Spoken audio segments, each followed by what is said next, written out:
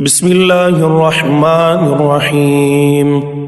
ألف لام را، تلك آيات الكتاب المبين.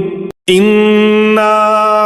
أنزلناه قرآنا عربيا لعلكم تعقلون. نحن نقص عليك أحسن القصص بما أوحينا إليك هذا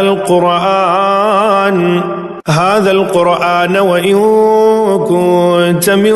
قبله لمن الغافلين. إذ قال يوسف لأبيه يا أبت إني رأيت 11 كوكبا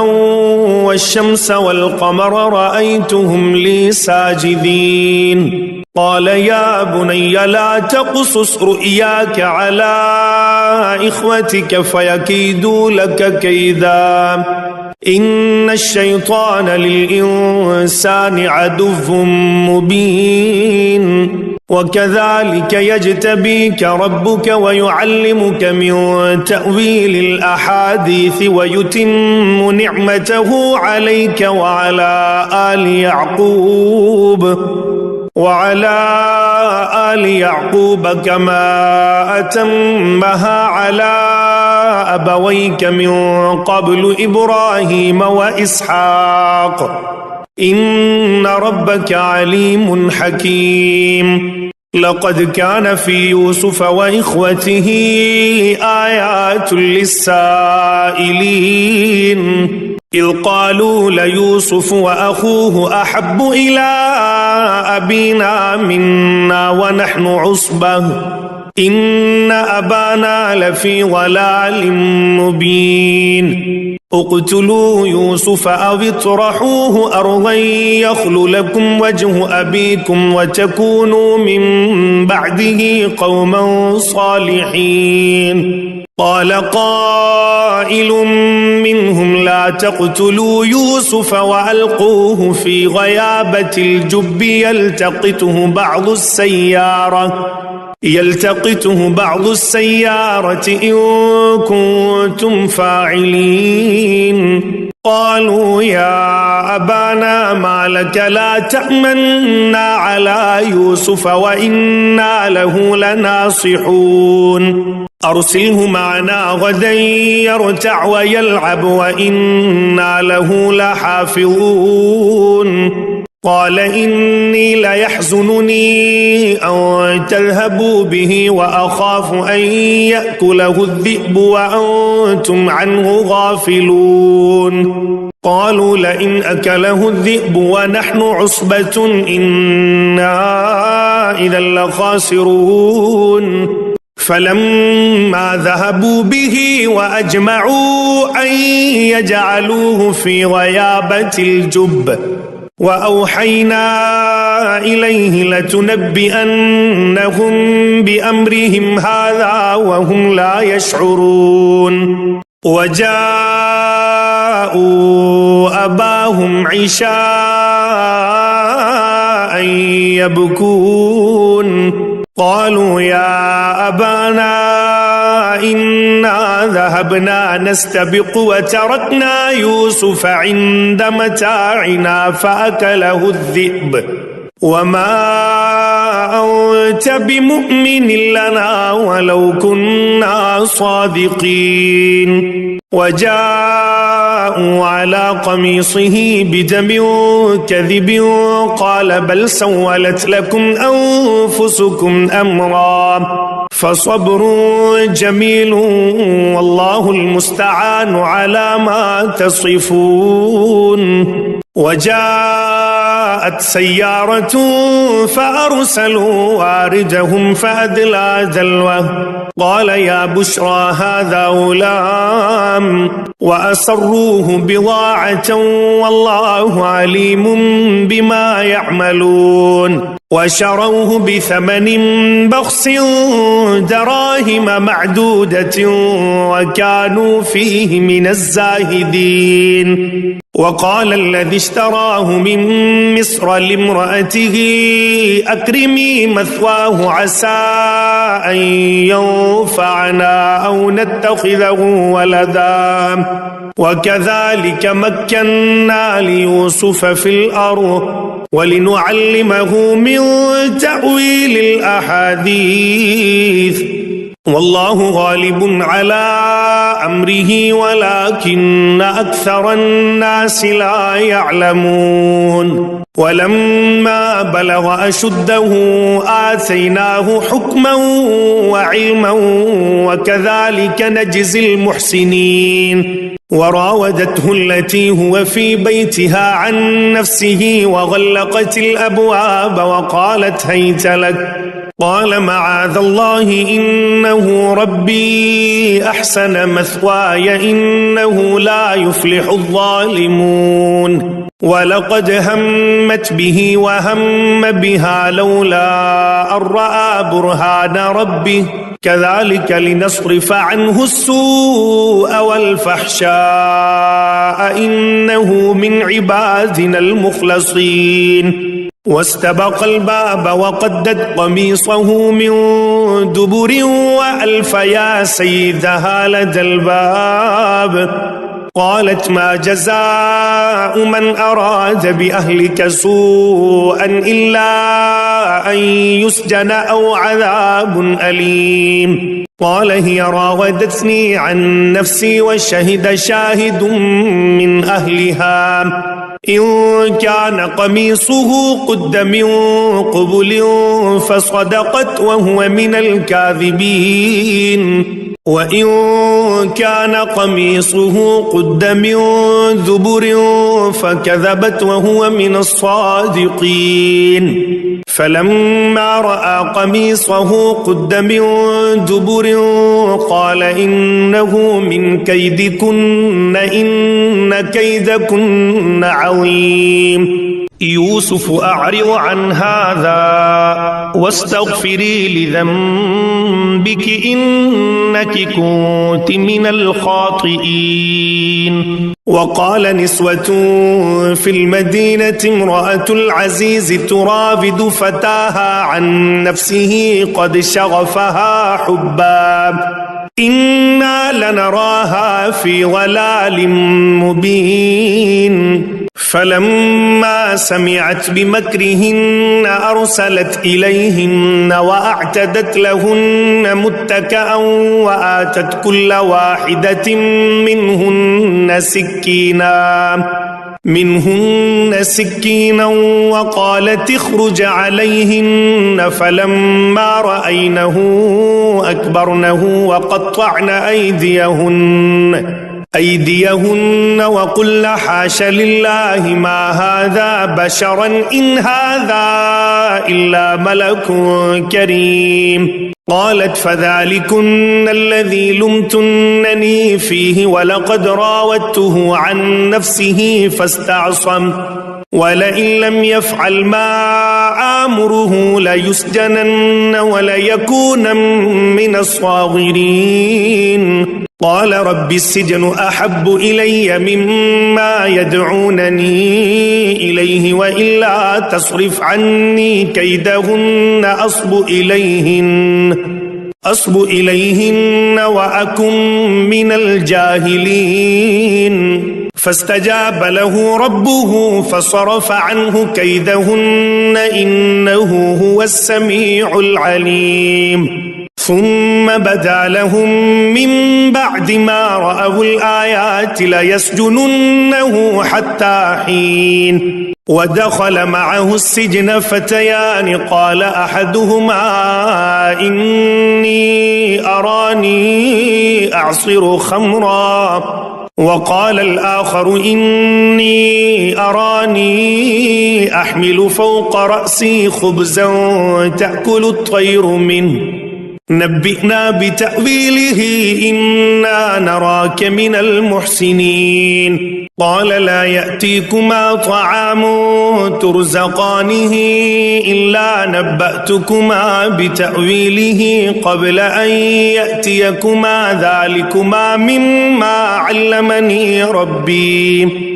إني تركت ملة قوم لا يؤمنون بالله وهم بالآخرة هم كافرون واتبعت ملة آبائي إبراهيم وإسحاق ويعقوب ما كان لنا أن نشرك بالله من شيء ذلك من فضل الله علينا وعلى الناس ولكن أكثر الناس لا يشكرون يا صاحبي السجن أأرباب متفرقون خير أم الله الواحد القهار ما تعبدون من دونه إلا أسماء سميتموها أنتم وآباؤكم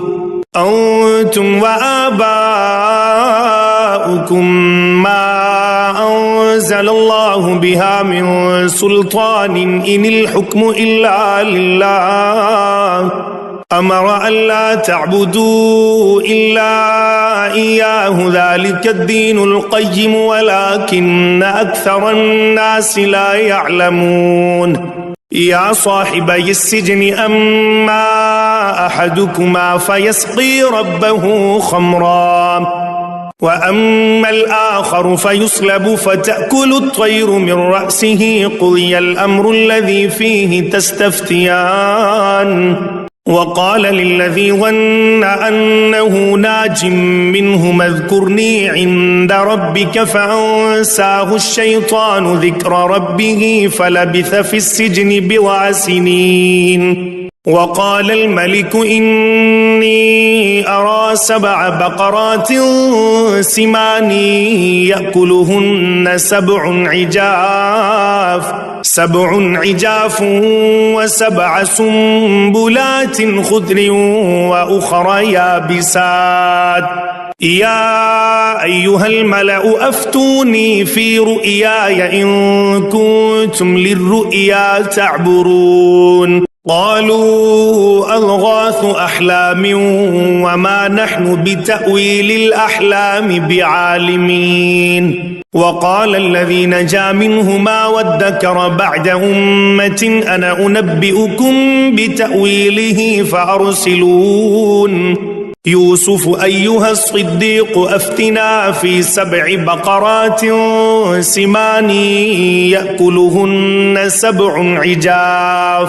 7 عجاف و7 سنبلات خضر وأخر يابسات لعلي أرجع إلى الناس لعلهم يعلمون قال تزرعون 7 سنين دأبا فما حصدتم فذروه في سنبله إلا قليلا مما تأكلون ثم يأتي من بعد ذلك 7 شداد يأكل ما قدمتم لهن إلا قليلا مما تحصنون ثم يأتي من بعد ذلك عام فيه يغاث الناس وفيه يعصرون وقال الملك ائتوني به فلما جاءه الرسول قال ارجع إلى ربك فاسأله ما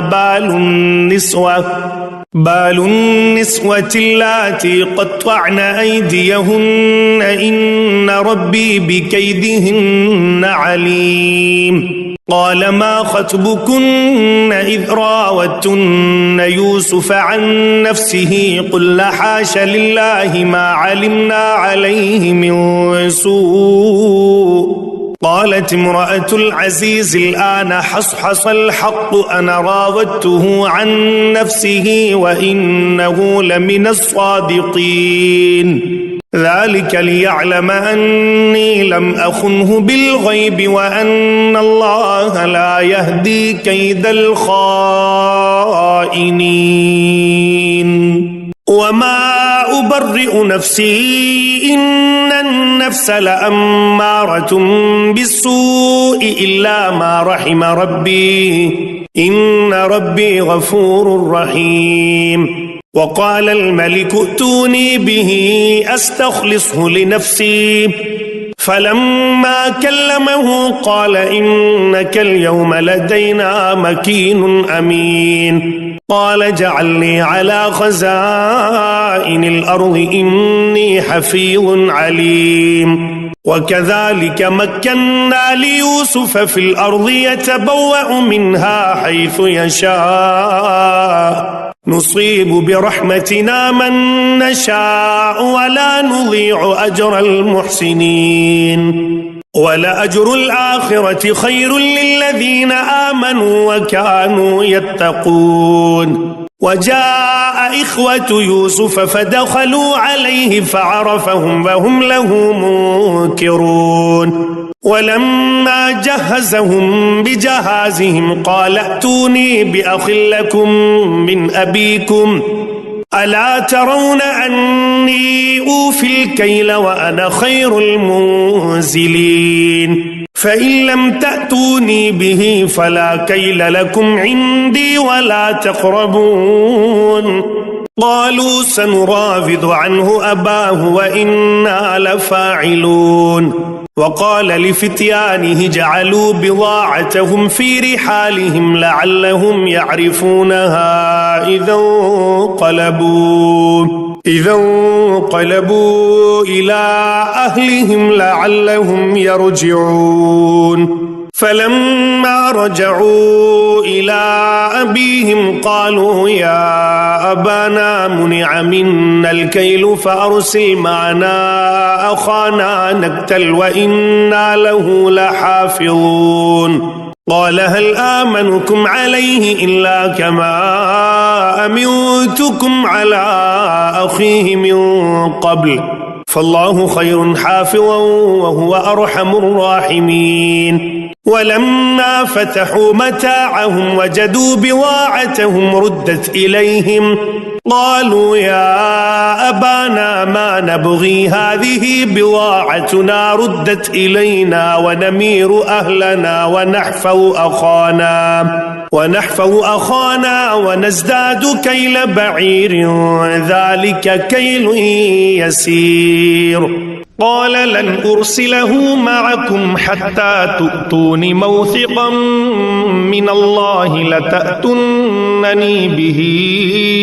إلا أن يحاط بكم فلما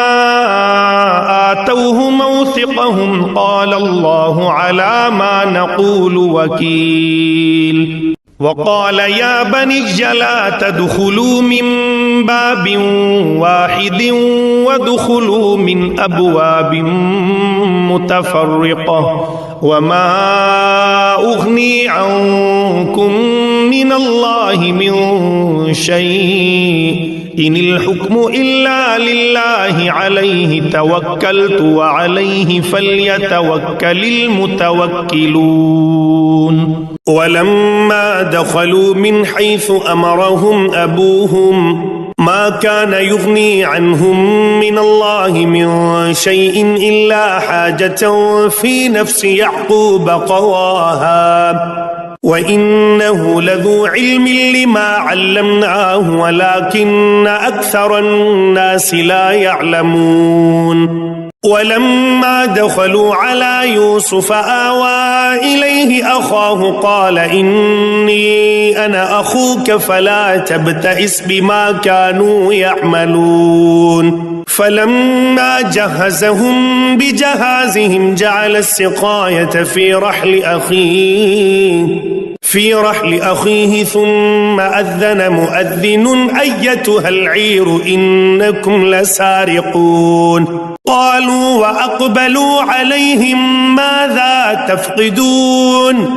قالوا نفقد صواع الملك ولمن جاء به حمل بعير وأنا به زعيم قالوا تالله لقد علمتم ما جئنا لنفسد في الأرض وما كنا سارقين قالوا فما جزاؤه إن كنتم كاذبين قالوا جزاؤه من وجد في رحله فهو جزاؤه كذلك نجزي الظالمين فبدأ بأوعيتهم قبل وعاء أخيه ثم استخرجها من وعاء أخيه كذلك كدنا ليوسف ما كان ليأخذ أخاه في دين الملك إلا أن يشاء الله نرفع درجات من نشاء وفوق كل ذي علم عليم قالوا إن يسرق فقد سرق أخ له من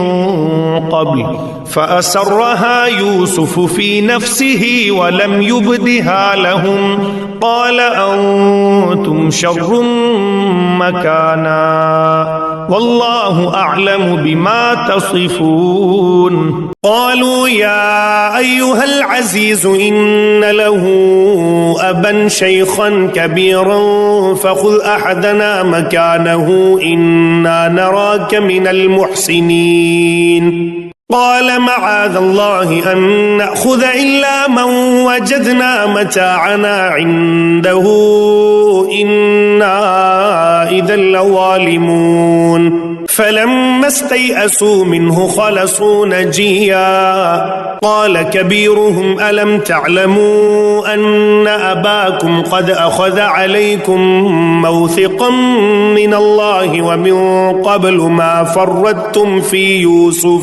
في يوسف فلن أبرح الأرض حتى يأذن لي أبي أو يحكم الله لي وهو خير الحاكمين ارجعوا إلى أبيكم فقولوا يا أبانا إن ابنك سرق وما شهدنا إلا بما علمنا وما كنا للغيب حافظين واسأل القرية التي كنا فيها والعير التي أقبلنا فيها وإنا لصادقون قال بل سولت لكم أنفسكم أمرا فصبر جميل عسى الله أن يأتيني بهم جميعا إنه هو العليم الحكيم وتولى عنهم وقال يا أسفا على يوسف وابيضت عيناه من الحزن فهو كظيم قالوا تالله تفتأ تذكر يوسف حتى تكون حروا أو تكون من الهالكين قال إنما أشكو بثي وحزني إلى الله وأعلم من الله ما لا تعلمون يا بني اذهبوا فتحسسوا من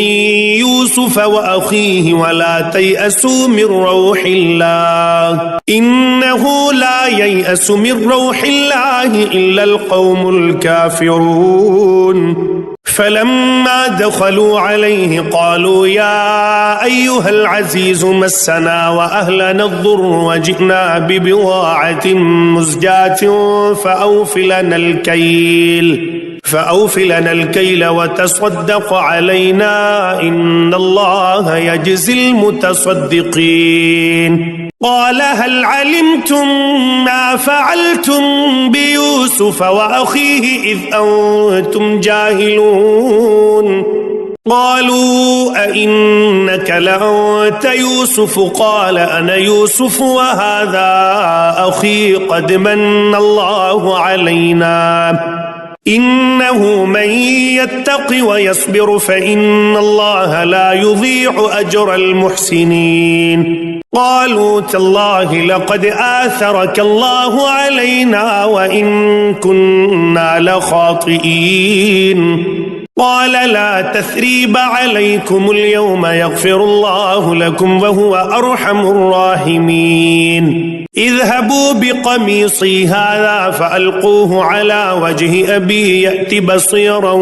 وأتوني بأهلكم أجمعين ولما فصلت العير قال أبوهم إني لأجد ريح يوسف لولا أن تفندون قالوا تالله إنك لفي ضلالك القديم فلما أن جاء البشير ألقاه على وجهه فارتد بصيرا قال ألم أقل لكم إني أعلم من الله ما لا تعلمون قالوا يا أبانا استغفر لنا ذنوبنا إنا كنا خاطئين قال سوف أستغفر لكم ربي إنه هو الغفور الرحيم فلما دخلوا على يوسف آوى إليه أبويه وقال ادخلوا مصر إن شاء الله آمنين ورفع أبويه على العرش وخروا له سجدا وقال يا أبت هذا تأويل رؤياي من قبل قد جعلها ربي حقا